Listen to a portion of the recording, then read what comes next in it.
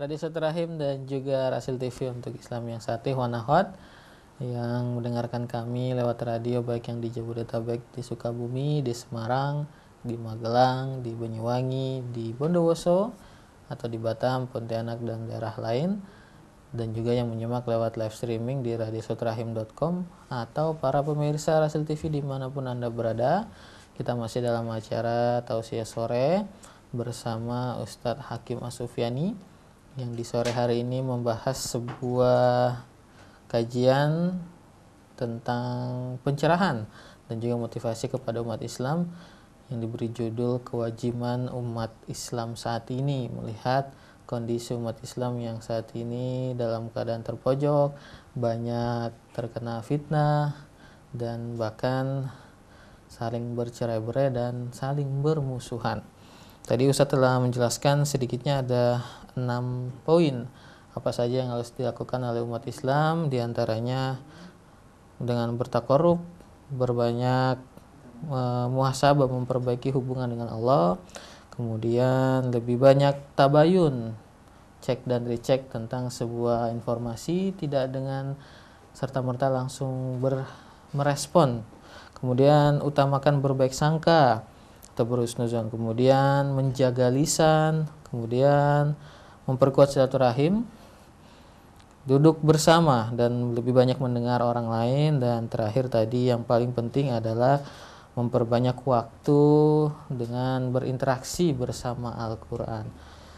Baik, dan sudah banyak SMS yang masuk Pak Ustadz, namun sebelum saya bacakan terkait masalah silaturahim ini, tadi Ustadz juga menyinggung sedikit bahwa memang ketika sudah ada media sosial, sudah banyak orang-orang, mungkin kita melihat dari usia masih balita sampai yang sudah manula, memegang gadget, memegang handphone, memegang perangkat-perangkat yang bisa menghubungkan dia dengan orang lain dengan jarak jauh. Sampai ada seperti begini, misalnya kita ngeliat dalam grup WhatsApp misalnya Pak Ustadz, ada berita bahwa si fulan sakit. Nah, itu nanti beramai-ramai mendoakan. Tapi dalam grup yang agak lucunya, ternyata orang yang sakit itu bahkan tidak tahu, bahkan tidak ada dalam grup itu misalnya Pak Ustadz. Nah, yang kita kritisi apakah silaturahim yang semacam ini, doa yang semacam ini, apakah Allah meridhoi atau mungkin Allah menerima gitu, atau ada manfaatnya kah buat orang-orang yang baik yang mungkin yang didoakan itu atau yang mendoakan gitu misalnya Pak Ustadz. Atau iya dalam kasus-kasus lain seperti ketika silaturahim itu sudah mulai sangat jarang, orang yang biasanya punya waktu-waktu tertentu untuk mengunjungi keluarga namun telah digantikan dengan telepon, dengan SMS dan lain sebagainya. Bagaimana Pak Ustadz? Ya. Bismillahirrahmanirrahim. Alhamdulillahirabbil alamin. Wassalatu wassalamu ala asyrafil anbiya'i wal mursalin. Saya lihat sisi positif dari media, dari alat komunikasi, handphone dan lain-lain, Facebook atau media sosial ini banyak, tapi ada sisi negatif. Di saat suasana tertentu, alat komunikasi ini gak bisa gantikan komunikasi langsung face to face. Karena Rasulullah SAW berkata, al-arwah junudun mujannadah. Ruh kalau ketemu orang ini sama orang ini, yang pertama yang akan hancur atau habis rasa benci, rasa buruk sangka, mau nggak mau suasana cair. Bahaya media sosial saat ini, selalu sebarkan informasi yang tidak bertanggungjawabkan, sebarkan isu yang tidak bisa dipertanggungjawabkan, dan gampang, yang saya heran di Indonesia, gampang untuk menjatuhkan orang hanya dengan berita atau fitnah atau isu. Ini menurut saya harus ada tindakan-tindakan dari sisi hukum dan harus umat Islam berhenti. Jadi jangan, oleh karena itu kan berapa orang yang dirugikan, yang dihancurkan, yang dirusakkan hanya gara-gara berita fitnah yang tidak benar. Disinilah artinya kita pengen umat Islam menggunakan alat komunikasi ini dalam hal yang positif. Tapi ada beberapa persoalan yang besar tidak bisa diselesaikan via SMS, via handphone, karena akan terjadi miskomunikasi. Oleh karena itu tidak ada konsep yang lebih baik dari konsep Al-Quran, yaitu silaturahim, ketemu. duduk bersama, berbicara, supaya persoalan ini bisa clear. Supaya kalau kita berbicara, kadang-kadang kita bermaksud lain, tapi karena komunikasi via Twitter atau via Facebook atau via handphone, munculkan tujuan tafsir yang lain. Disinilah terjadi pandangan yang negatif, terjadi buruk sangka, terjadi hal yang merugikan adalah bangsa dan negara. Yang rugi di sini masyarakat. Oleh karena itu, pengen saya ingin umat Islam jangan tertipu, jangan terjebak mengikuti alat komunikasi yang penuh rekayasa, yang penuh fitnah. Ya. Kalau orang suka sama orang, dia hanya angkat orang tersebut. Tapi kalau orang gak suka sama orang, hanya modal berapa juta, dia sebarkan fitnah terhadap perusahaan tertentu, terhadap ulama tertentu. Dan berapa kehancuran terjadi di negeri ini, gara-gara orang ini gak suka dan ada persaingan bisnis, dia sebarkan fitnah, sebarkan isu. Apalagi di dunia politik. Apalagi kalau mendekati pilkada ini, saling klaim dirinya benar. Disinilah menunjukkan bahwa kedewasaan berpolitik, kedewasaan berbisnis, kedewasaan ini masih harus belajar. Umat ini harus belajar. Apa yang diuntungkan kalau antara muslim sama muslim atau orang Indonesia sama orang Indonesia ribut terus? Yang beruntung siapa? Gak ada yang untung. Disinilah malah rugi, masyarakat susah, ekonomi gak jalan.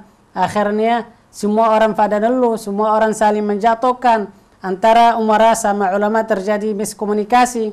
Ini harus diselesaikan. Salah satu caranya silaturahim. Paksakan diri, lepaskan gengsi, lepaskan ego, lepaskan rasa sombong. Anda enggak akan martabat, Anda enggak akan kurang derajatnya di mata manusia atau yang pertama di mata Allah jika Anda yang mulai. Wa khairahum alladhi yabda bis salam. Ulama enggak ada masalah datang ke umara. Yang enggak masalah untuk abantok menyelesaikan masalah. Umara harus membuka pintu supaya kita di sini harus menjaga negeri ini, harus menjaga situasi keamanan dan situasi politik. Jangan sampai imbasnya ini kok hal yang tidak diinginkan. Oleh karena itu, solusi yang terbaik harus bersilaturahim. Umat Islam harus berpikir panjang. Rasulullah SAW bersabda, "La in tuhdam al-Ka'bah hajar-hajar, ahwan 'inda Allah min iraqat damra'i muslim." Ka'bah hancur, dihancurkan Ka'bahnya lebih baik daripada kita membunuhkan muslim. Ini kalau enggak diberhenti, enggak dihentikan, enggak dibangun komunikasi, enggak dibangun silaturahim, akibatnya akan fatal. Mudah-mudahan para ulama, para kiai, para habaib, para pejabat di negeri ini mau duduk bersama, mau berdialog, mau bangun silaturahim, mau menciptakan suasana yang baik. Karena sumber yang pertama, saya berkata di sini, yang sebarkan fitnah adalah alat komunikasi yang tidak bertanggung jawab. Tiba-tiba ada berita, sumber berita itu dari mana kita nggak tahu. Tahu-tahunya orang udah berbicara. Oleh karena itu, ini menunjukkan bahwa ada sesuatu yang tidak sehat. Ada sesuatu yang harus kita perbaiki. Yang pertama, tentu kalau orang mukmin punya takwa, dia akan bertanggung jawab terhadap apa yang dia sampaikan. Oleh karena itu saya ajak ikhwan dan akhwat dan ajak umat Islam, mari kita sama-sama fokus untuk memperbaiki diri, memperbaiki dan meningkatkan silaturahim di antara kita, wallahu alam. Baik, jadi paksakan diri untuk bersilaturahim, insyaallah. Baik, Ustaz, kita ke pertanyaan dari Bapak Haji Marlan di Jonggol. Assalamualaikum Pak Ustadz. Assalamualaikum. Apakah saat ini umat Islam mulai meninggalkan Al-Quran sehingga bercerai-berai? Nah, ini pertanyaan yang menarik. Kita melihat ternyata semakin banyak justru hafiz Quran sekarang ini Pak Ustadz. Percetakan Al-Quran juga tidak sedikit. Bahkan di gadget kita pun banyak aplikasi-aplikasi Al-Quran. Nah, meninggalkan Al-Quran yang menimbulkan kerusakan seperti itu yang seperti apa sebenarnya Pak Ustadz? Saya mohon maaf, kata saya agak ekstrim sedikit. Saya merasa Quran itu jadi marketing saja. Orang Islam bohong dalam menjalani Quran itu. Dia supaya diterima di masyarakat. Maaf, banyak para ulama dan para ustadz menjadi dakwah itu pekerjaan. Supaya dia kelihatannya, supaya diundang, dikasih amplop yang tarifnya tinggi. Jadi menjadi Quran itu marketing, bukan ikhlas. Akhirnya lama-lama yang saya rasakan hufaz itu banyak. Tapi mohon maaf, kadang-kadang kalau diuji enggak tentu, ini bukan buruk sangka, enggak tentu dia menghafal Al-Quran, tapi hanya menggunakan itu untuk marketing supaya dia laku. Mungkin dia punya skala apa namanya, supaya ternyata kiai ini hafal Quran, kita daftar di sekolah. Jadi artinya Islam ini harus benar-benar dilepaskan dari Quran ini, benar-benar diamalkan lillahi ta'ala. Percetakan Al-Quran banyak, yang hafal Quran banyak, ustadz yang ceramah di TV itu juga banyak. Tapi yang kita harus bertanyakan, apakah anda ini berdakwah benar-benar totalitas lillahi rabbil alamin, atau ada visi lain supaya apa? Supaya menjadi pekerjaan.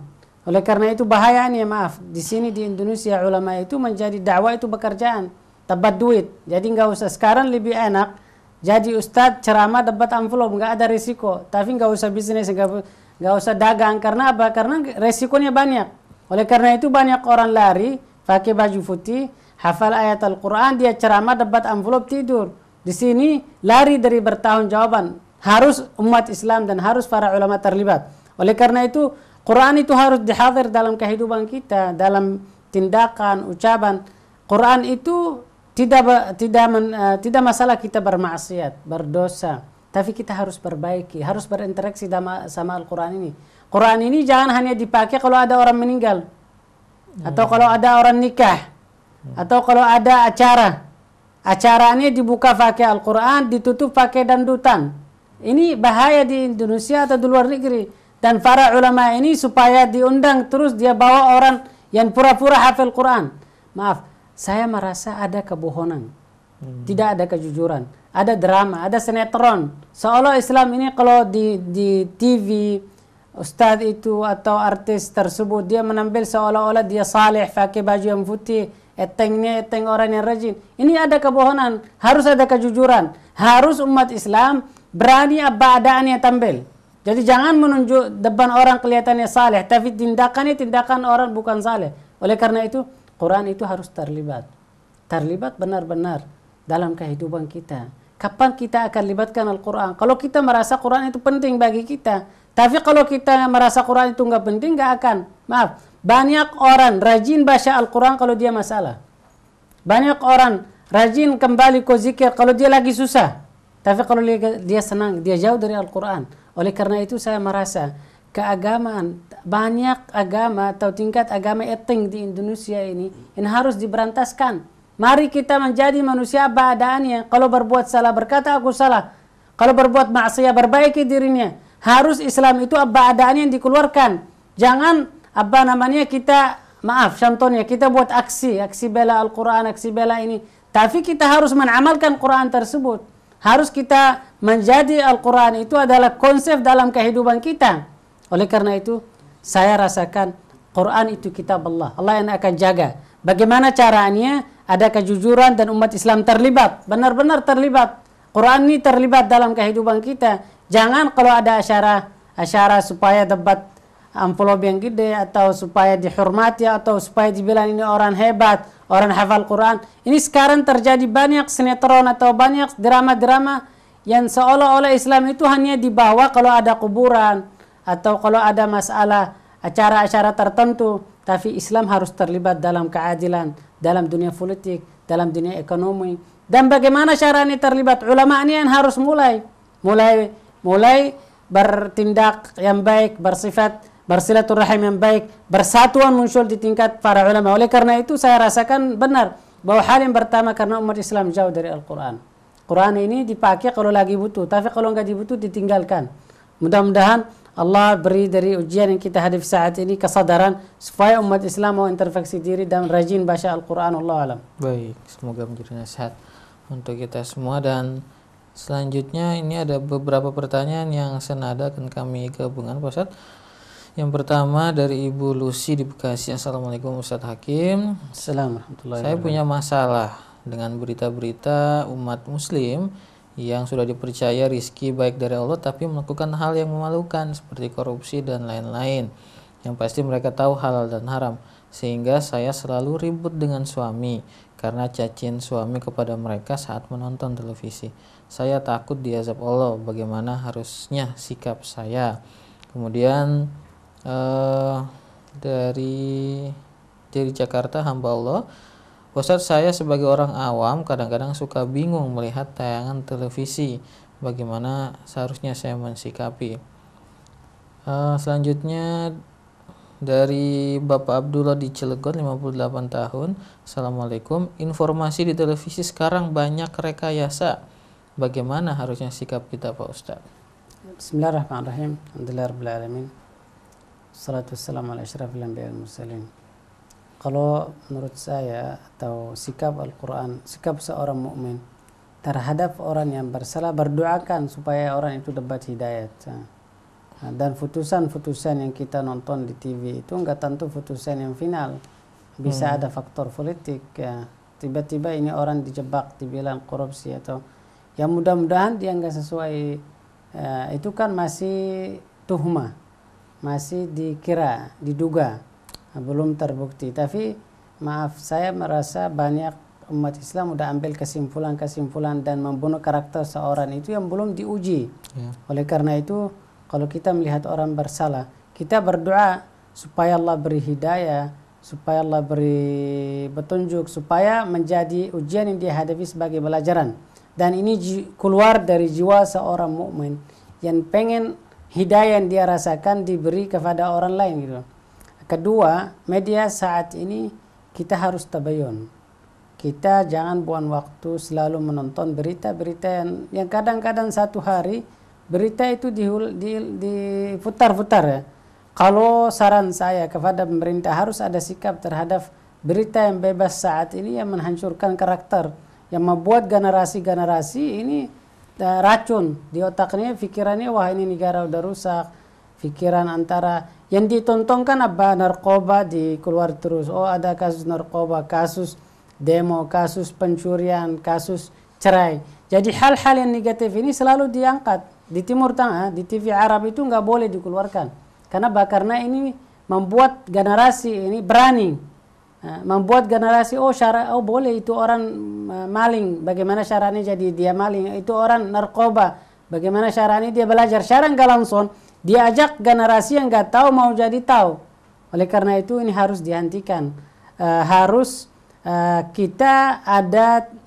ada kajian apa yang harus diinfokan. Ini bukan kita melarangkan, tapi ada hal yang kalau kita infokan ada maslahat kepada umat.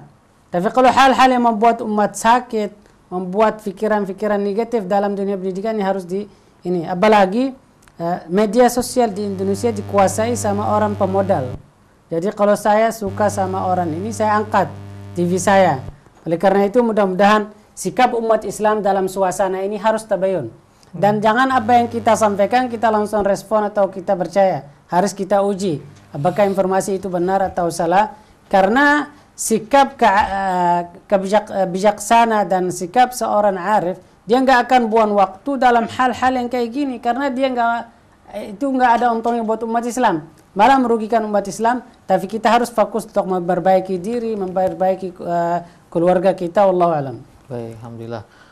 Demikian jawaban dari Ustadz Hakim untuk pertanyaan ikhwan akhwat. Semoga tercerahkan dan memberikan motivasi dan juga menjadi peringatan untuk kita dalam bersikap menghadapi situasi umat Islam saat ini. Dan karena keterbatasan waktu juga Pak Ustadz, sebagai penutup kesimpulan tentang tema kewajiban umat Islam saat ini, silakan. Ya, bismillahirrahmanirrahim. Ikhwan dan akhwat, mari kita semuanya saat ini untuk menciptakan suasana damai dan kondusif. Tentu itu enggak perlu kita cari dari luar. Kita kembali ke Al-Quran. Kita harus benar-benar rajin interaksi kepada Al-Quran, baca Al-Quran. Kita harus dekatkan diri dan banyak tadarru', banyak ibadah kepada Allah. Kita harus tabayun. Jangan mudah dengar informasi langsung yakini bahwa informasi itu benar. Kita harus jaga lisan kita, jaga lidah kita. Jangan kita ikut-ikutan. Kalau orang berkata yang kasar, kita ikut. Kita harus memperbanyak silaturahim. Karena suasana yang panas ini akan jadi damai dan adab kalau ada silaturahim. Kita harus berbaik sangka terhadap apapun yang kita dengar. Oleh karena itu ikhwan dan akhwat, kalau langkah-langkah yang tadi saya sebutkan kita mulai menamalkan bertahap, insyaallah akan ada ketenangan, akan umat Islam terselamat. Terutama banyak dekatkan diri kepada Allah, karena ujian ini yang datang ada faktor mungkin karena dosa kita atau faktor karena kita diuji. Solusinya kita harus dekat diri kepada Allah supaya ujian yang kita hadapi ini jadi ringan. Tapi kalau kita jauh dari Allah, kita merasa ujian itu berat. Mudah-mudahan Allah beri umat Islam kekuatan supaya bisa melalui ujian yang dihadapi saat ini. Wallahu a'lam. Subhanakallahumma bihamdik, asyhadu an la ilaha illa anta, astaghfiruka wa atubu ilaik. Assalamualaikum warahmatullahi wabarakatuh. Waalaikumsalam warahmatullahi wabarakatuh. Jazakallah khairan. Terima kasih Pak Ustadz atas kehadirannya, menyempatkan waktu untuk membagi ilmu untuk kita semua di sore hari ini. Kita doakan semoga Ustadz Hakim Sufyani senantiasa diberikan kesehatan oleh Allah dan diberkahi umur dan harta, dan juga keluarga senantiasa diberikan kesehatan, amin ya rabbal alamin. Dan terima kasih juga ikhwan akhwat yang sudah ikut berpartisipasi. Kami mohon maaf karena tidak sempat membacakan semua pertanyaannya karena keterbatasan waktu.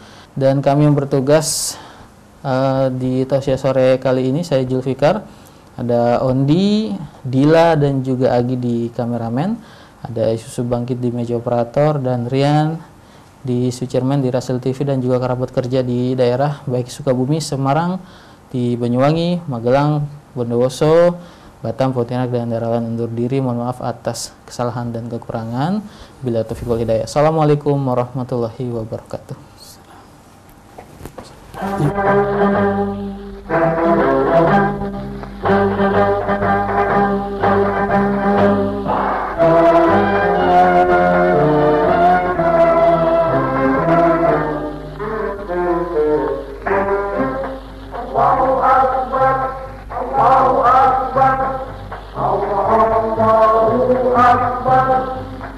Dalam suci menyentuh kalbu berjuang, maju serentak membela kebenaran untuk negara, bangsa, dan kemakmuran.